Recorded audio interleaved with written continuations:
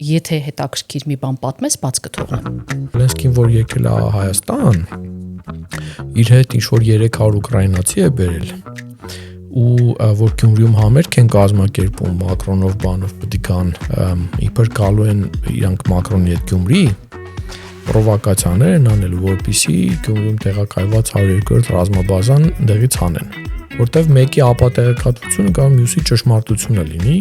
ճշմարտությունը ցավոք սրտի այսօր մի տեսակ հեղուկ տեսք է ստացել։ Նախընտրական եւ ընտրական շրջանում ամենատարածված ապատեղեկատվական ու մանիպուլյատիվ նարատիվներից։ Հայաստանում ապատեղեկատվություն տարածում են եւ ներքին գործող անձինք, այսինքն իշխանությունը, դիմությունը, տարբեր կուսակցությունները եւ արտաքին տարբեր դերակատարները տարբեր վեկտորներով։ Ապատեղեկատվություն քո կարծիքով ընտրողների վարքագծի վրա հիմա արի կոչենք ապատեղեկատվություն։ Մեր մոտ քաղաքական ուժերն ու ապատեղեկատվությունը միասին պասերով խաղում են։ Մենք ինչ որ արդյունք ունեցանք։ Facebook-ի շրջանակում մարդիկ կոնկրետ իրենց տեղեկատվական պղպջակների մեջ էին։ Կարծես պաշտոնական աղբյուրները իրարով գային լրագրողին հրեին գցեին գնացքի տակ գնա մեռի ինչ ելնում ես ինձ։ Մեծ հաշվով պետությունը կամ իշխանությունը կոնկրետ հանրային կարևոր ֆունկցիաներ ունի։ Ինչ նարատիվներ են հիմա պատտվում հետընտրական շրջանում։ Իսկ նարատիվների մի մասը այն էր, որ ընտրությունները մասսաբար կեղծվելու են ու մարդիկ դուրս են գալու փողոց ու հեղափոխություն լինի ու դա կար Հայաստանի եվրոպական ուղղվածության ու ռուսաստանյան ուղղվածության հակասությունն է, այլ իրականում այդ եվրոպական ուղղվածության տակ վաճառվում է թուրքական ուղղվածություն, Հայաստանի թրքացում։ Տեղական ինքնակառավարման մարմինների ընտրությունների դեպքում ինչ նարատիվներ են հնարավոր որ շրջանառության մեջ դրվեն, ինչ ռիսկեր կան։ Այս ինչ մարզպետ ուզում է քաղաքապետ դառնա, իր մտերիմներին բերում է, չգիտեմ, իր գործի համար, նախկինները մեղավոր էին, որտեվ սենց են արել, այս նարատիվների շուրջ լինելու են շարժումներ։ Ցավոք այդպես է, պիտի սպասենք, տեսնենք։ Բաներ կան, որոնք ստուգելի չեն։ Հա, բայց այս տևի կնությունը անցած։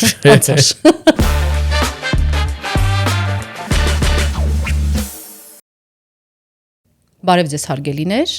Հայաստանում հետընտրական շրջան է, բայց մեզ շարունակում են հանգիստ չտալ ապատեղեկատվությունն ու կեղծ լուրերը։ Այսօր խոսելու ենք կեղծ լուրերից, ապատեղեկատվությունից արդեն հետընտրական շրջանում։ Եվ գիտեք նաև, որ առաջիկայում տեղական ինքնակառավարման մարմինների ընտրություններ են եւ այս թեման գնալով ակտուալ է դառնում։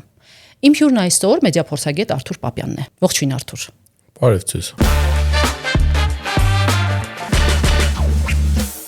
Արթուր, ես հիշում եմ փոքր ժամանակ մեզ հեքիաթներ էին պատմում, որտեղ դևը բռնում էր հերոսին եւ ասում էր,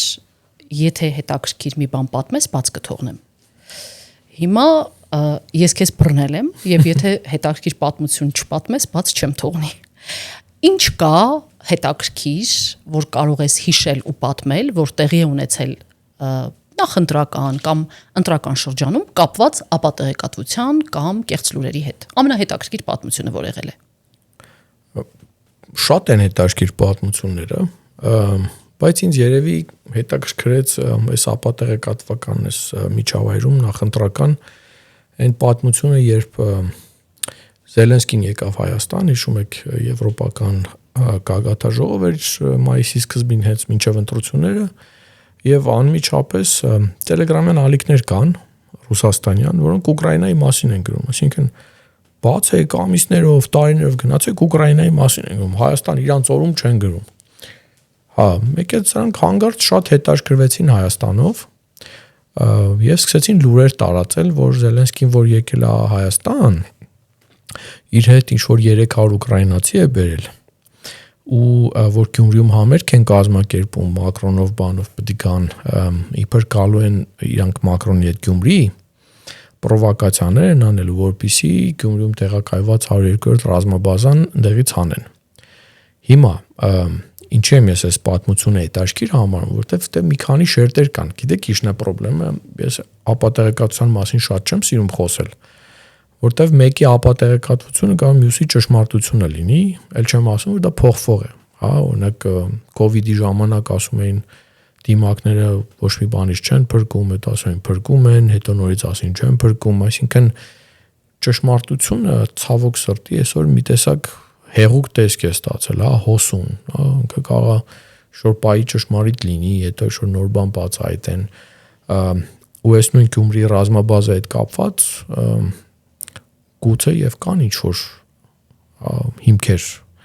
բայց 300 ուկրաինացի Գյումրի համերգին տենց չտեսանք, պրովոկացիաներ չարեցին, ռազմաբազան էլ դեռ իր տեղում է, պես որ սա է, այսինքն ապատեղեկատվությունը նաև կարևոր է հասկանալ, որ դու ժամանակի մեջ ես կարողանում ի վերջո գնահատես վերջը դա ճիշտ էր, սուտ էր, հիմք կար, չկար։ Ցավոք այդպես է, պիտի սպասենք, տեսնենք։ Բաներ կան, որոնք ստուգելի չեն։ Հա, բայց այս Դեվի կնությունը անցած Անցար։ Արթուր, արի ընդհանրապես խոսենք նախընտրական եւ ընտրական շրջանում ամենատարածված ապատեղեկատվական ու մանիպուլյատիվ նարատիվներից, որոնք եղան գերակշիռ եւ ինչու։ Իրականում երևի նաև կարևոր է տարբերակել այն, որ մեզ մոտ ապատեղեկատվության վեկտորները շատ են, այսինքն տեսեք, ընդհանրենք խոսում են Մոլդովայի կամ Ռումինիայի մասին, այնտեղ իրենց համար շատ ակնհայտ է, թե ով է ապատեղեկատվություն տարածող, ով չէ։ Հայաստանում ապատեղեկատվություն տարածում են եւ ներքին գործող անձինք, հա, այսինքն իշխանությունը, դիմությունը, տարբեր կուսակցությունները եւ արտաքին տարբեր դերակատարները տարբեր վեկտորներով։ Օրինակ ադրբեջանցիներն են տարածում, ռուսներն են տարածում, թուրքերն են տարածում, հա, նույնիսկ հայկական սփյուռքն է տարածում։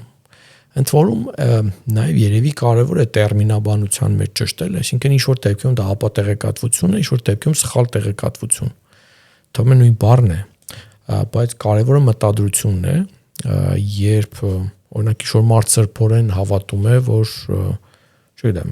ինչ որ մի բան, որ երկիրը հարթ է, տապակ է, այդ մարդը հավատում է դրան, ամեն անգամ բոլորին ստիպում է գրի,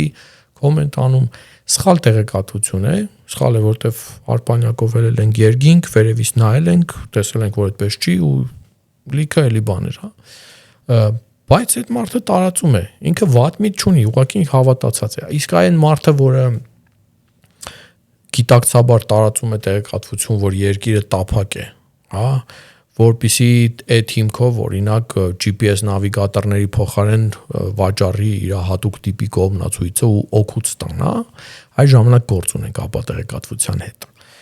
Եվ հիմա տեսեք, այս մեր նախընտրական շրջանում, օրինակ ամենաշատ տարածված խնդիրներն էին կամ թեմաներն էին, օրինակ էգզիստենցիալ սպառնալիքի հարցը, հա։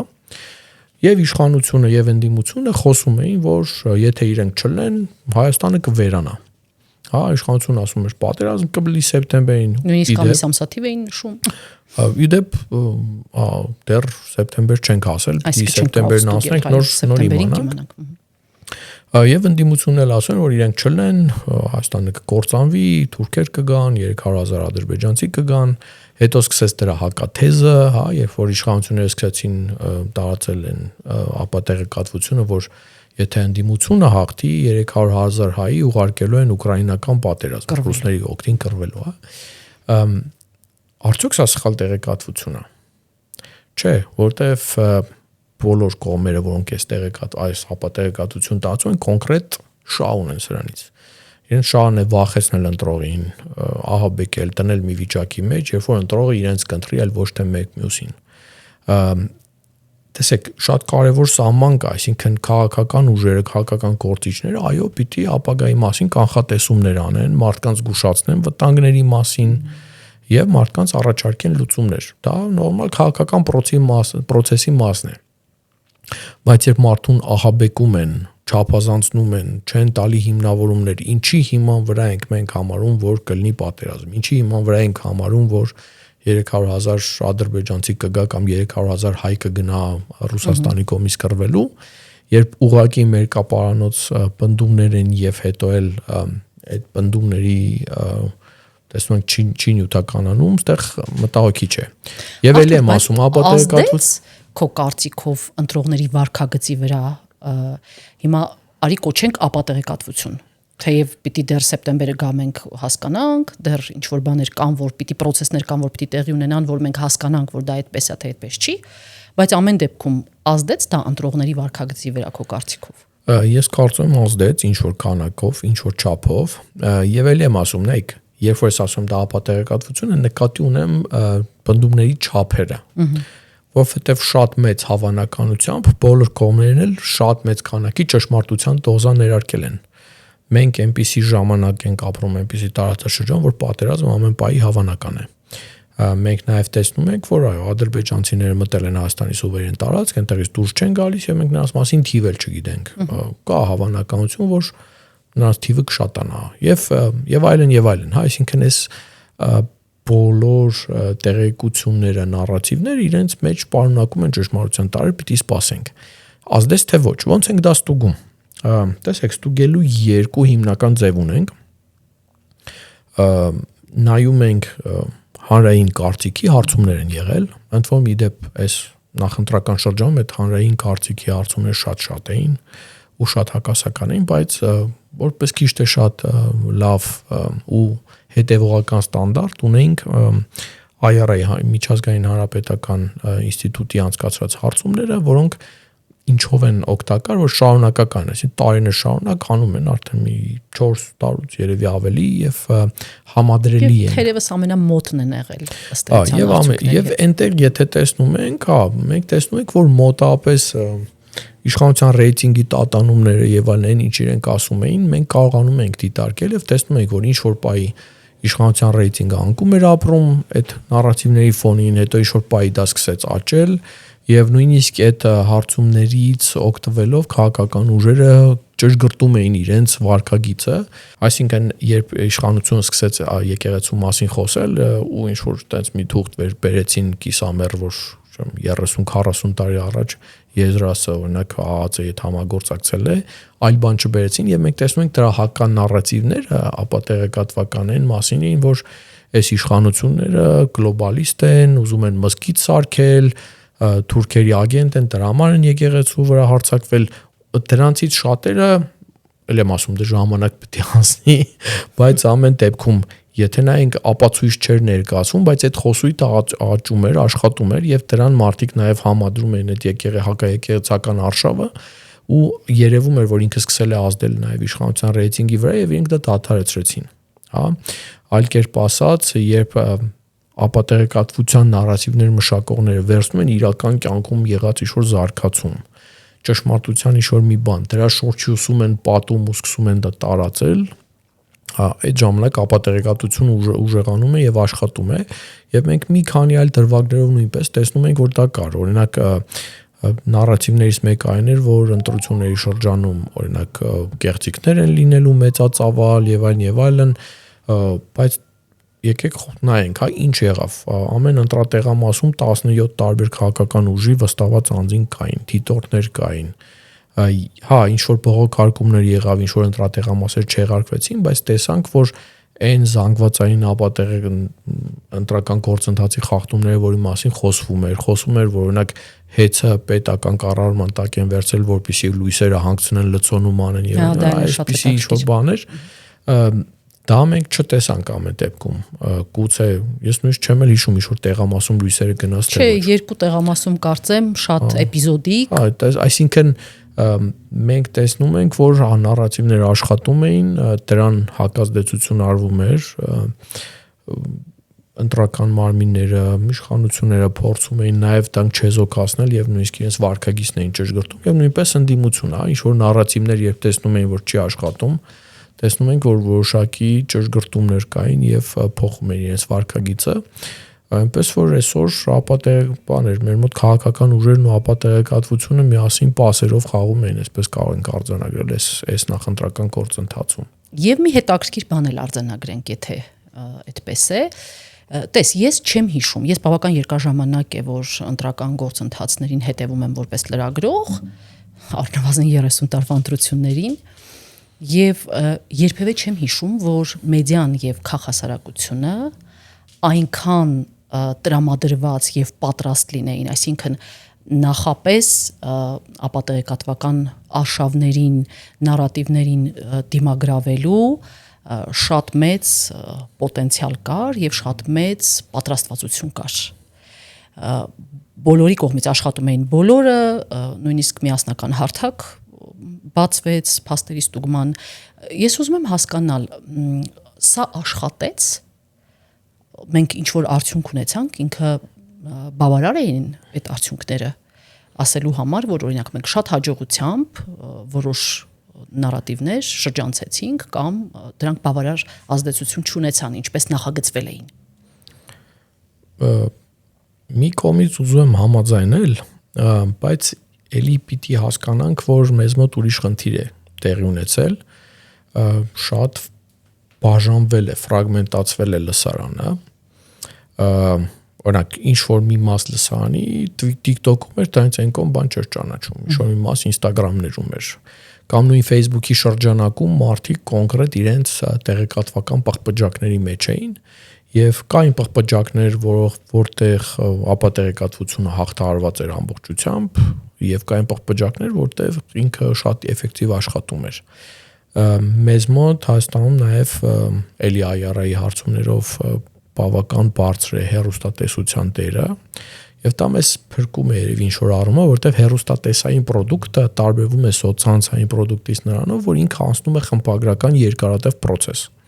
Այսինքն մարդ ինչ որ մի բան լսեց, բամբասանք լսեց, մի բան տեսավ, Facebook-ով տարածում է, տևում է վայրկյաններ։ Իսկ այնտեղ ֆիլտրվում է։ Իսկ այնտեղ դա պիտի գնա, նկարահանվի, ինչ-որ կարծիքներ հարցնի լրագրողը, գնա խմբագրի մոտ, վրան կադր տրվի, այդ բոլոր շերտերը, այդ process-ները, որոնք հետաձգում են տեղեկատվության թողարկումը, նաև հնարավորություն են տալիս արտադրական process-ի մասնակիցներին ճշգրտումներ անել, ասենք ինչ որ մի բան ասվեց, որ այսենց, հետո մոնտաժողը կադրը ման գալի, ասում որ լրագրող հլարի, ասում է, սենց բայց չենք գտնում ոչ մի կադր, բա ինչ, այսինքն ինքնաբերաբար հենց այդ մեդիա product-ը ստեղծելու փուլում ստիպված խմբագրակազմը ճշգրտումներ է անում, որովհետև կադր չգտան, ինչով են ծածկելու, կամ սկսում են ման գալ, մեկ էլ պարզվում որ հա չկա ու դա fake է, այդ պահից սկսած նյութը փոխվում է, այսինքն ինչ որ արժեք կա նրանում, որ ավանդական մեդիայում կոնտենտը գեներացնելը, տարածելը տևում է որոշ շատ ավելի երկար, որտեվ մեդիա գրագիտության կոնե իմ մեր գործընկերների օրինակ իմ ընկեր Գեղամ Վարդանյանի սիրած խորհուրդը դա է որ միշտ տապիր, որտեվ երբ չես տապում, չես տարածում, հաճախ պարզվում է որ մի քիչ հետո դա ճշգրտվում է այդ ինֆորմացիան, նոր շերտեր են ավելանում, ինֆորմացիան հարստանում է եւ գրեթե միշտ ոչ թե ապատեղեկատվություն, այլ սխալ տեղեկատվությունը նույնիսկ տարածողները տանում են շտապելուց։ Ես ինքս էս միջոցից նախընտրական փուլում մի անգամ հիշում, այնց ահագին գերշ սխալվել էի, նույնիսկ ներողություն էի գրել այդ մասին, որակյալ մեդիաներից 1-2-ը։ То есть ինչ-որ ներողություն էի գրել, որ հայտնում համարում է որ դա էլ ազնիվ է, այսինքն հա սխալական մարդ չկա, բայց խնդիրն այն է որ եթե սխալվել ես, գոնե այդ մասին տեղեկացնել քո լսարանին, ես մեդիա չեմ իհարկե, բայց նույնիսկ կարծում եմ ամեն մի մարդու պարտն է։ Եվ ինչ եմ այս մասին խոսում, որտեվ որոշակի շրջանակներում, օրինակ որակյալ մեդիայի, այսպես կոչված պղպջակում, այո, շատ լավ պատրաստվածություն կար։ Կամ հեռուստատեսային, մենք տեսանք, որ հեռուստաընկերություններում, նույնիսկ ամենանդիմադիր տրամադրվածներում շատ ավելի ինֆորմացիան հավասարակշիռ էր, քան նույն շատ ընդդիմադիր կամ շատ իշխանական on-line հարթակներում, որտեղ այնտեղ production-ի, այդ արտադրական ցիկլը շատ ավելի արագ է եւ սխալվելու հավանականությունը մեծանում է։ Մի բան եւս փոխվել էր, տեսեք, մենք շատ մեծ ծավալի ապատեղեկատվություն տեսել ենք նաեւ 21 թվականի ընտրություններում։ 20 թվից սկսած մենք տեսնում ենք շատ մեծ ալիք ապատեղեկատվական ռեսուրսների, որը կոവിഡ്ից սկսվեց, պատերազմով շարունակվեց, եւ այդ ժամանակ մենք տեսնում ենք, որ իշխանությունը շատ վատ է արձագանքում, օրինակ այդ Save լճի պատմությունը, երբ որ հրապարակներ կարծեմ հրապարակեց, որ գրաված է, ինչ որ հատված ադրբեջանցիներ առաջ են եկել, իշխանությունը սուտը ստի վրա էր տարածում որպես հակազդեցություն, կամ չէր հասցնում, կամ ինչ որ հերքում էր, հետո ասում էր, չէ, բայց պաստորեն ճիշտ է, բայց մասամբ, այս մասը ճիշտ է, այս մասը ճիշտ չէ։ Ու դա շատ վատ էր, դրա արդյունքում իշխանությունը լրիվ հեղինակազրկվել էր, որտեվ ինքը իրեն հերքում էր։ ՊՆ-ն ասում էր, օրինակ իշխանասար եկել են, չեն եկել, վարչապետն ասում էր եկել են, երբ որ իշխանության այս թևերի միջև այս կոորդինացիան չկա, դա էլ էր շատ բարդացնում եւ նույն փաստեր ստուգողների գործն էլ էր կատաստրոֆիկ, այսինքն դե ինչ պետք է անի փաստեր ստուգող, հա, նայեք քարտեզ, պաշտոնական աղբյուր բան դնում հրապարակում եք 5 րոպե հետո մեկ այլ պաշտոնական աղբյուր առաջին հերքում է, այսինքն կարծես պաշտոնական աղբյուրները իրարով գային լրագրողին հրեին գցեին գնացքի տակ, գնա մեռի, ինչ լնում ես լինի, այսինքն իրանց նաև անպատասխանատվությամբ այս ընտրություններին ես ինչ որ առումով տեսա որ իշխանության, հա, իշխանական եկեք որ իշխանական ենք ասում, մեր մոտ քան որ իշխանություն նույնացվում է պետության հետ, պետությունն էլ ինչ-որ կոնկրետ քաղաքական ուժի է, լավ չի հնչում, բայց մեծ հաշվով պետությունը կամ իշխանությունը կոնկրետ հանրային կարևոր ֆունկցիաներ ունի անելու, հա, ասենք պետության պաշտպանությունը, ընտրությունների կազմակերպումը, արտաքին մարտահրավերների դիմագրավումը։ Հիմա մենք տեսնում ենք, որ ինչ որ այդ կարևոր հանրային ֆունկցիաների մասում գոնե այս անգամ որոշակի կոորդինացվածություն կար, եւ նույնիսկ ոչ թե իշխանությունը пассив սպասում էր մի բան տարածվի հերքեն, այլ ինչ որ դեպքում նույնիսկ տեսնում ենք իրենք շատ ավելի արագ են հակազդում, մասնավորապես այդ Հայաստանի հայ-թուրքական ինչ որ մզկիթներ, չգիտեմ ինչ էս թեմաներում, որտեղ մենք տեսնում ենք բավական կոորդինացված փորձ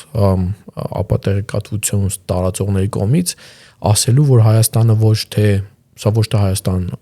Հայաստանի եվրոպական ուղղվածության ու ռուսաստանյան ուղղվածության հակասությունն է, այլ իրականում այդ եվրոպական ուղղվածության տակ վաճառվում է թուրքական ուղղվածություն, Հայաստանի թրքացում, այս նարատիվը շատ ինտենսիվ առաջ էր տարվում, չնայած որ մենք ռեալ տեսնում ենք եվրոպական միության կողմից հայտարարություններ եւ այն եւ այս նարատիվին հակազդեցությունը, օրինակ այդ թեման, որ Հայաստանում 10 հատ մզկիթ է շարվելու, ստեղծվելու սահմանա մեր տարածքում կամ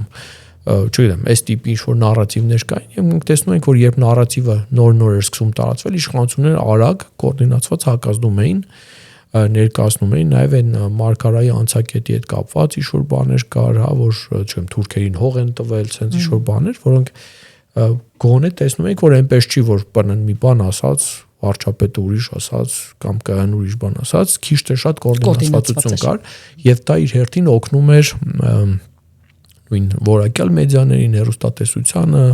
ինֆորմացիոն, հա, այլ աղբյուրներին, նաև այդ մեր միասնական հարթակին ապատեղեկատվության դեմ պայքարի, հա, ինֆակտ, հա, փաստացի հարթակին գոնե ունենալ քիչ թե շատ հենման կետ վստահելի, հա, նույնիսկ պաշտոնական հայտարարություն իշխանության ենթակա է ստուգման բնական է, եւ երբ իշխանությունները մի բան պնդում էին, այդ հարթակները նաև ստուգում էին իշխանությունը արդյոք ճիշտ ասել, բայց գոնե այն վիճակը չէր, որ իշխանության մի թեմը sense ասում, մյուս թևը այսինքն դեռ իրենց ասելիքը դեռ իրենց ասելիքը մի հատ պետք է ճշտես, դեռ մի հատ էլ հասկանաս վերջը որտեղ է ճշմարտությունը, այս առումով դա բավական ինչ որ առումով ավելի արդյունավետ էր։ Արթուր, կուզեմ մի փոքր խոսենք հետընտրական շրջանի նարատիվների մասին, որովհետև եթե նախընտրական ընտրությունների արդյունքների վրա ազդելու միտում ուներ, համենայն դեպս մենք այդպես ենք հասկանում, ելքի վրա են փորձում ազդել, ապա հետընտրական շրջանում արդեն ընտրությունների լեգիտիմության, ապա լեգիտիմացնելու կարծես թե այս նարատիվներն էին, թե ես սխալվում եմ, այսինքն ինչ նարատիվներ են հիմա պատտվում հետընտրական շրջանում։ Ինչքան էլ տարօրինակ թվա, գոնե մեր թիմը, իսկ մենք տարբեր գործիքներով դիտարկում ենք եթե ոչ 100-ավոր, եթե ոչ 1000-ավոր, 100-ավոր ալիքներ, տելեգրամներ, մենք տեսանք, որ հետընտրական նարատիվների ձևավորումը սկսվում է դեռ նախընտրական ժամանակահատվածում։ Այսինքն դեռևս մայիսի սկզբներից, երբ ընտրաշավը նոր էր մեկնարկել, մենք տեսնում էինք նախապատրաստություն հետընտրական նարատիվների։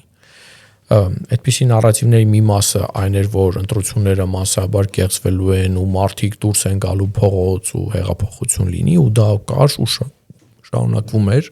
մինչև ընտրությունների նախորդող օրը ներառյալ եւ ընտրությունների օրը ընտրություններից հետո այ որ դուրս են գալիս, ցույցեր են կանում եւ հետո մենք տեսանք, որ իրականում ընդդիմադիր առաջնորդները իրենք առանձնապես ցանկություն չունեն փողոց դուրս գալու Մեկ այլ նարատիվ, որ շատ ինտենսիվ սկսեց տարածվել, դա Հայաստանի ուկրաինացման թեման էր, այսինքն այն թեման, որ այս տեմպերով Եվրամիությունը Հայաստանին դրդում է Ռուսաստանի դեմ հակամարտության, որ ինչ որ պահի դա վերաճելու է իրական պատերազմի, կամ որ Ռուսաստանը այնպիսի սանկցիաներ է կիրառելու, որ Հայաստանը առհասարակ ծնկաչոք վիճակում հայտնվի, այս շարունակական է, ընդ որում էլի սա երբ ասում եմ նարրատիվ, դա նշանակում է, որ այնտեղ կան եւ ճշմարտության թելեր, եւ կան ապատեղեկատվության տարրեր, չափազանցություններ, մանիպուլյացիաներ,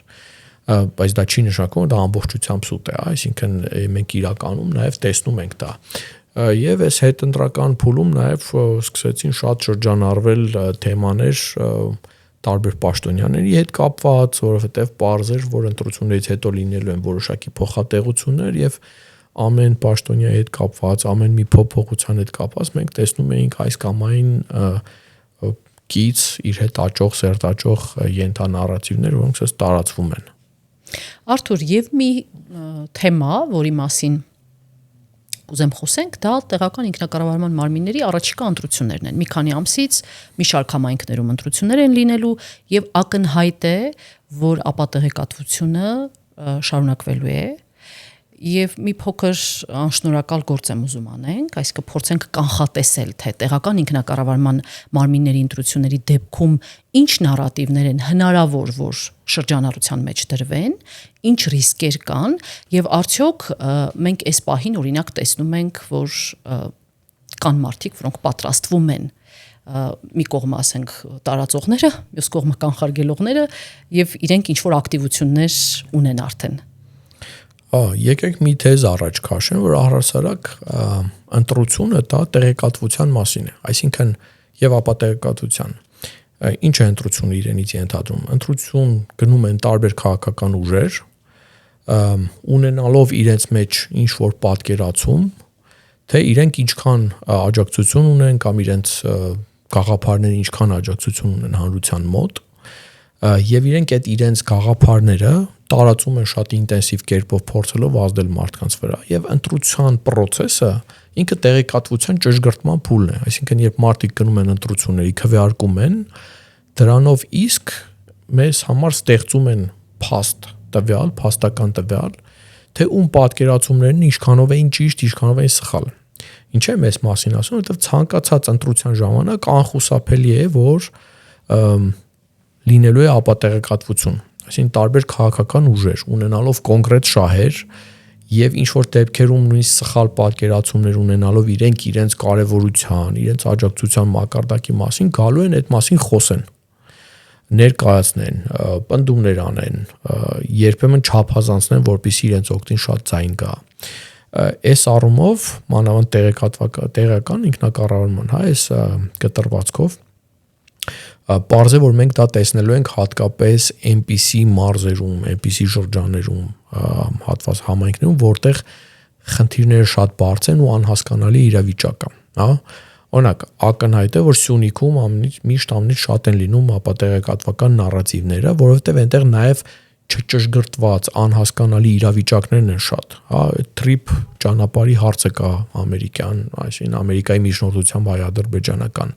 որի շուրջ լիքը բան պարզ չի ու ճշգրտման կարիք կա։ Այնտեղ նաև մեծ շահեր կան, հա, այսինքն Հայաստանի ամենախոշոր հարկատուներ, հանքային տնտեսությունները։ Եվ ոչ միայն, այստեղ նաև աշխարհաքաղաքական շահեր կան։ Աշխարհաքաղաքական շահեր, որի մասին մենք գրեթե բան չգիտենք։ Նույնն է, տեսեք, նույն Տավուշում, հա, որտեղ սահմանազատում սկսվեց, շուտ կանգնեց, հա, ու ակնհայտ է, որ այնտեղ ինչ որ բան պիտի շարունակի եւ դրա շուրջ անճշտությունները, շահերը, բախումները շատ են։ Մենք նաև իհարկե տեսնելու ենք այդպիսի զարգացումներ Վանաձորի, Գյումրի, հա, Շիրակի ու մարզի, որտեղ ունենք քաղաքապետեր, որոնց է շուրջ անհասկանալի վիճակներ են, կալանավորված են, մեկը, չգիտեմ, տեղում չի եւ այլն։ Արդեն երացող կացաներ։ Հա, այսինքն երևում է, որ արդեն այստեղ շահերը բարդ են եւ դրա շուրջ շարունակվելու են նաև տարբեր նարատիվներ, որ օրինակ այս ինչ մարզպետ ուզում է քաղաքապետ դառնա, իր մտերիմներին բերում է, չգիտեմ, իր գործի համար, նախկինները մեղավոր էին, որտեվ սենց են արել, հա, այս նարատիվների շուրջ լինելու են շարժումներ։ Ամենամեծ շարժումները իհարկե լինելու են հատկապես սահմանամերձ, հա, շրջաններում, հատկապես այնտեղ, որտեղ ադրբեջանական ներկայություն կա, որտեվ դա թեմա է, որ անցած ընտրություններին էր շարունակվում եւ հիմա ավելի է շարունակվելու։ Այսինքն Վայոց ձոր, Ջերմուկ, Սյունիք, Տավուշ, ակնհայտ թիրախներ են լինելու, նաև այս հայ-ադրբեջանական, հայ-թուրքական ինչ-որ մերձեսման ֆոնին, ինչ-որ պրոցեսների ֆորմին մենք ակնկալել ենք նաև նույն տիպի զարգացումներ Հայաստանի, Թուրքիայի անցակետային տարածքներում ու դրա շուրջ, այ մսկիթ են բերելու, թուրքերը գալու են լցվեն, թուրքական պտուղ բանջարեղենը գալու է մեր ապրանքին մրցակից լինի, մեր շուկան վաճառել, մոտապես այսպիսին է, ընդ որում տեսեք, ես չեմ էլ փորձում կանխագուշակում անել, ուղղակի փորձում եմ մատս դնել այն կետերի վրա, որտեղ տրամաբանորեն երևում է, որ այդտեղ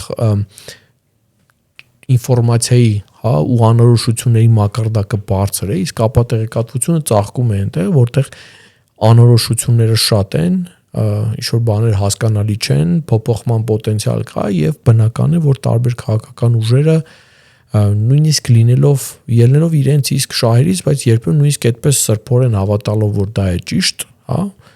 օրինակ իրենք համարում են, որ այսպես է լինելու, իրենք դա առաջ են տանելու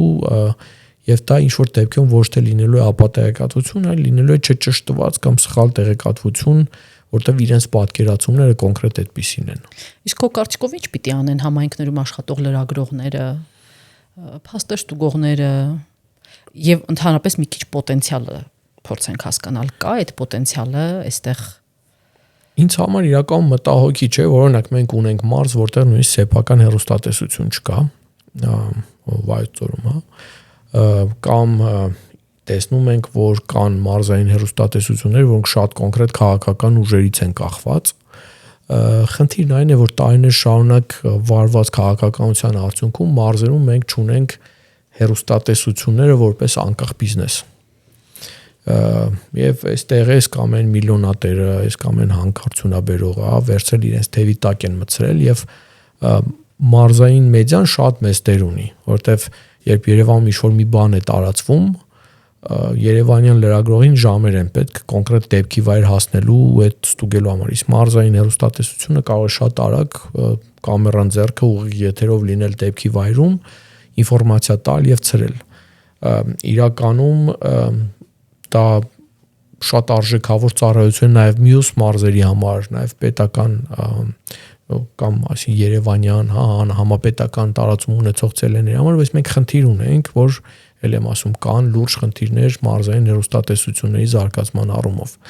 Մարզային լրագրողներն էլ հաճախ էլին մոտապես նույն տրենդի մեջ են,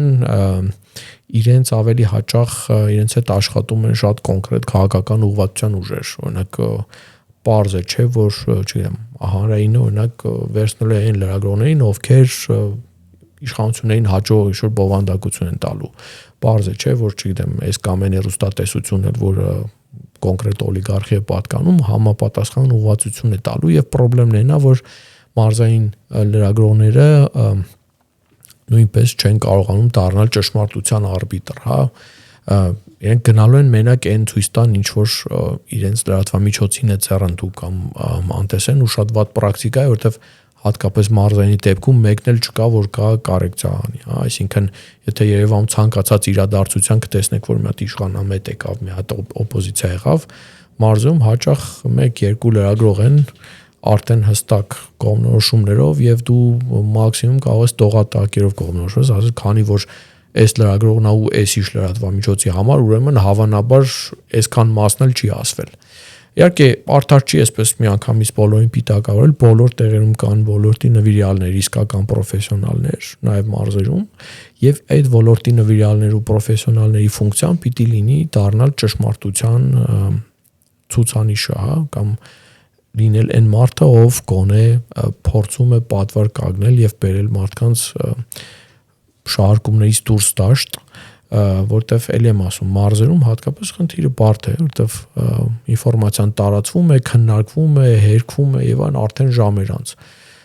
եւ իրենց աշխատանքը շատ այական կարող է լինել նաեւ ընտրողներին կողմնորոշելու մասով եւ առհասարակ իրենց մարզերի, իրենց համայնքի դեմքը հանրությանը ցույց տալու առումով։ Շնորհակալություն Արթուր։ Իսկ ես մեր հետևորդներին հիշեցնեմ, որ այսօր ապատեղեկատվության կեղծ լուրերի թեմայով զրուցում էի մեդիափորձագետ Արթուր Պապյանի հետ։ Կհանդիպենք։